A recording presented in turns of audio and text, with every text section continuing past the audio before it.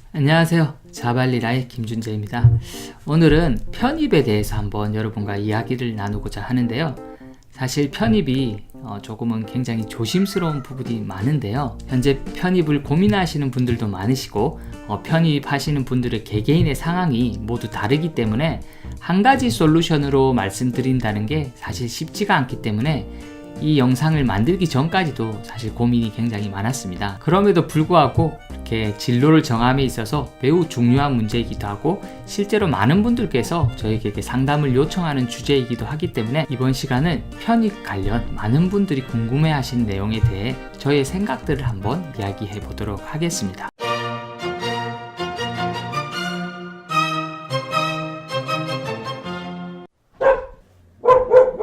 첫 번째 질문이 편입을 할 때 차별이 존재하는가요? 사실 이 답변을 드리는 것도 참 쉽지가 않습니다. 왜냐하면 편입생과 현재 재학생과의 차별이 존재하냐는 질문인데요. 이것을 차별이라고 이야기해야 할지는 모르겠지만 기존 재학생과 편입생들이 졸업을 했을 때 제 생각에는 완전히 똑같다라고 말씀드리기는 어려울 것 같아요. 좀 더 정확히 기업 입장에서 이 편입생을 바라보는 정도에 대해서 말씀을 드리면 정말 사실 그대로 기존 학교에서 현재 대학교로 편입하고 졸업하신 분이라는 A도 그리고 B도 아닌 바로 C라는 새로운 기준으로 바라본다는 거예요. 이 C에 대한 기업에 대한 레벨 평가는 그 사람 각각의 케이스마다 다 다르고 기업 면접관이 편입에 대한 인지도와 평가 정도에 따라 다 다르기 때문에 편입이 취업에 미치는 효과에 대한 정확한 수치로 어떻게 정의하고 이야기하기는 쉽지 않다는 거예요. 기업 면접관이 편입이 얼마나 어렵고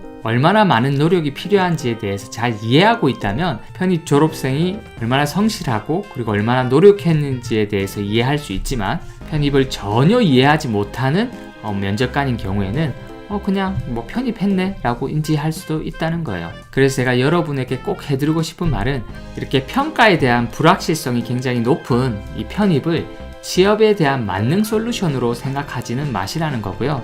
그리고 기업이 설령 편입한 여러분에 대해서 좋게 평가를 할지라도 그 학교의 네임밸류로서 여러분을 평가하기보다는 여러분이 그 어려운 편입 과정을 극복하고 나름의 전략을 가지고 정해진 기간 내에 목표를 달성한 인재로서 평가하는 것이기 때문에 편입을 해서 기존의 재학생과 평가가 동일하니 안 하느니와 같은 질문은 그렇게 중요한 것 같지는 않습니다. 편입에 관한 두 번째 질문은요. 서류 기재를 할 때 편입학 여부를 기재를 하는가요? 라는 건데요. 이거에 대한 답변은 신입들의 경우에는 이렇게 편입 여부를 기재하는 곳도 있고 최종 졸업 대학만 기재하는 곳도 있는데요. 많은 분들께서 최종 대학만 기재하기 때문에 편입을 해도 아무런 문제가 될 게 없다고 이렇게 이야기를 하시면서 이렇게 편입을 적극 권장하시는 분도 계신데 이건 정확한 사실을 제대로 이해하지 못하고 있는 거고요. 대부분의 회사는 신입도 편입 여부를 기재하게 돼 있고 설령 기재란이 없다고 하더라도 이후 면접이나 최종 합격했을 경우에 학력에 관한 모든 증빙 자료에 관해서 반드시 제출해야 하기 때문에 기업이 학력에 대한 검증은 충분히 하고 있다는 거예요. 그래서 취업 시 편입 여부를 기재하고 안 하고의 양식이 중요한 것이 아니라 취업 시에는 후보자의 모든 학력 스토리를 기업은 다 알기를 원하고 정확하게 평가를 하고 싶다는 사실이에요. 그래서 여러분이 최종 학력을 기재 안 한다는 이유로 이렇게 편입을 결정하지는 않으셨으면 좋겠습니다.